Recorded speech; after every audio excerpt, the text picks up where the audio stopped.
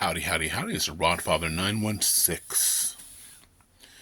This is a follow-up to the video I did yesterday or the day before for Marvin Sapp, the minister who demanded $40,000 from his parishioners and locked the door. There's a lot of misinformation. I spent a better part of probably 90 minutes. So I'm going to start at the top, and I hope you can follow along. First of all, the event that took place wasn't last weekend as I formally reported. It was actually July of last year at a convention in Baltimore, Maryland.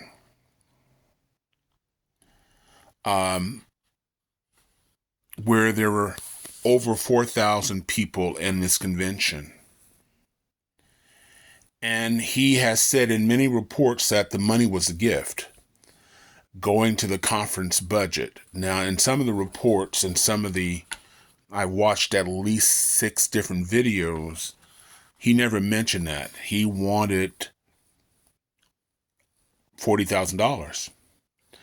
And he went on to say, using Chronicles 1 as a reference in the Bible, that it wasn't him asking for the $40,000 was not a manipulation, it was a stewardship. He said that it was not unbiblical or manipulation to challenge churchgoers on a specific amount. So we're back and forth in terms of whether he told the ushers that he locked the door, even though I have videos that clearly hear his voice saying, block the doors. However, he was never arrested, which makes sense when you think about it. This took place last summer in Baltimore. If there were arrests, we would have heard about it last summer, not in March of 2025. Again, when this took place in July of 2024. So there's a lot of information. This is sort of a cautionary tale when you think about it.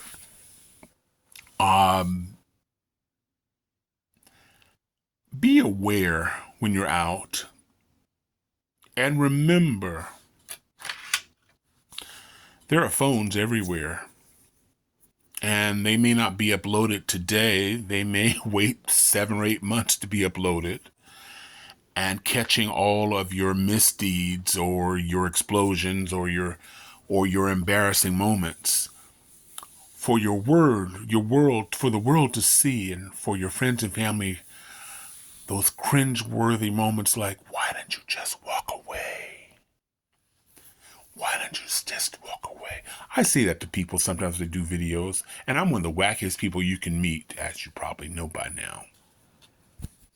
I'm a constant embarrassed, but I play to the cameras. I'm very, very aware of the camera is, and so I try not to humiliate myself, just my children and friends who love me dearly.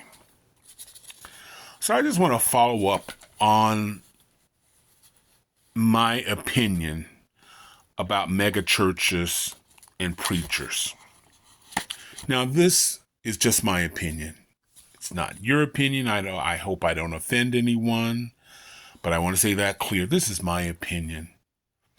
I try not to sit in judgment of anybody.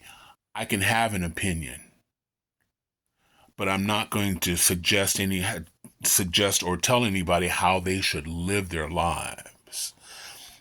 There's enough of that going on in the world. They don't need me. I'm not signing up because I'm a flawed human being who makes mistakes, who misspeak. I'm troubled by mega churches. I really am. I'm troubled by their parishioners who out of guilt or obligation, those parishioners who take their Bibles to church for show and never open it up unless instructed to, where the minister or ministers intimidate them by saying, I need a Gulfstream, or I need a Bentley, or I need a Mercedes Benz, or I need a $70,000 watch. And you're going to be rewarded by God 12-fold. So if you make your donation tonight, God's going to bless you. Well, you're looking at a person who's been homeless, someone who was homeless at an older age. I was evicted from my house, but the first time I laid on the streets. I lived on the streets when I was young, but that was a choice. I chose that over family. And the last time I was evicted, going through divorce, I was evicted out of my apartment. But I was allowed and blessed to stay with friends. And that doesn't always happen. And I say this because a lot of the mega churches, and I don't know all of them, and certainly not an expert, but it's been my experience, a lot of mega churches give very little back to the community. Wearing their Rolex watches, their furs, their coiffed hair and designer clothes, and they drive through neighborhoods where they're poor people. If you give somebody $5 on the street so they can eat, I think you're doing God's work. Now, mind you, I'm not just talking about Christianity. You can be any religion, or you can be an atheist. But if you hand somebody and they eat, you're doing work. I struggle with helping somebody buy 2 planes or 2 Rolls Royces or 4 Rolls Royces. The largest church in America is in Houston, Texas. It's the minister is Joel Osteen. It used to be the Compaq Center where the Houston Rockets play. It holds over 16,000 people. Not a church I would go. I wonder how many of those parishioners, and they said that there are at least 30,000 people a week who go there. At that arena downtown Houston. It's called the Lakewood. I think it's the Lakewood Church. Don't quote me, but that's what I believe it is.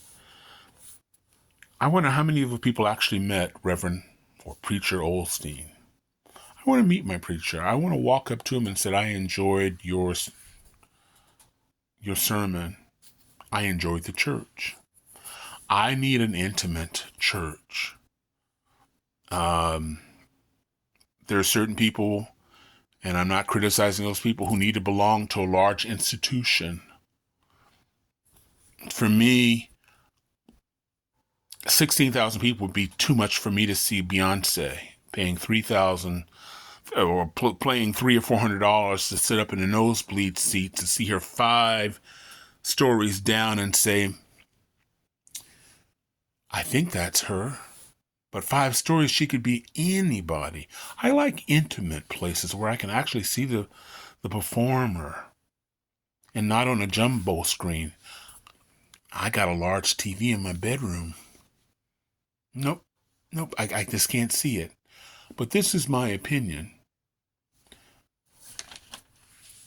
I like churches who give back. The church I belong to in San Francisco feeds thousands of people every single day, 7 days a week. They administer to the homeless people. Now, is my church perfect? No.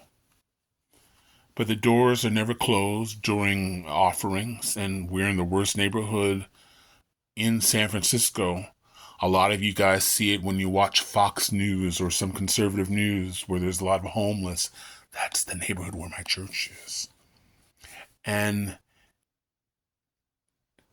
they take care of those people. And many of those homeless people are welcome to come inside of our church. No one's asking them to take a bath. All we're saying is be respectful inside. So you may have a homeless person sitting next to the president of a university. I think there's 6 in San Francisco. To me, that's religion, giving back to the community. Again, is my church perfect? Never, never, never, never. I'm not going to put myself out on the line and say, we are just perfect, perfect, perfect. We have conflict, scandals, a lot of things in the church. But one thing I can say is, unlike the church I was brought up in most of my life and most of my family and members of, they don't do anything for the community. The church I was brought up in, my mother gave most of my father's death insurance to the church to help them in Nigeria. Not the people in our community, not even the parishioners who may need help paying their mortgage that month or keeping their lights on. That's my opinion.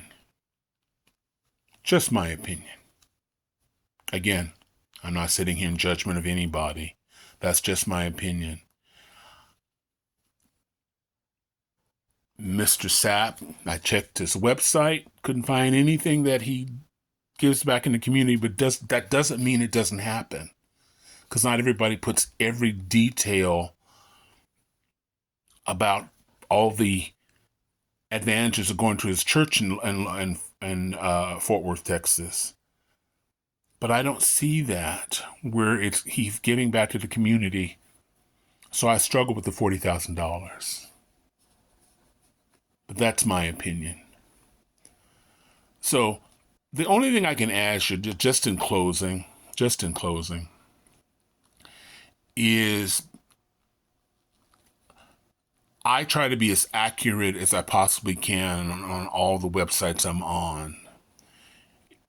I could write something somewhat salacious or sensational to get you to click and follow and like, but that's not my style because I want to be here through tomorrow. I don't want you to say, well, every time I look at his stuff, it's not right. He's just making up stuff in his head. So that's important to me to do research. Did I get everything tonight? Did I leave out stuff? Probably. Probably. But how many people on different sites, like I initially did, and that was my mistake, who thought, based on what little I read and didn't do enough, to realize that the incident or the issue at hand took place in July 2024, and not at his church in Texas, but at a convention in Baltimore, Maryland. The only thing that's consistent is parishioners and other people said he told those people to lock them, even upstairs. There is a large area upstairs. He told those ushers, don't let anybody through, to lock those doors.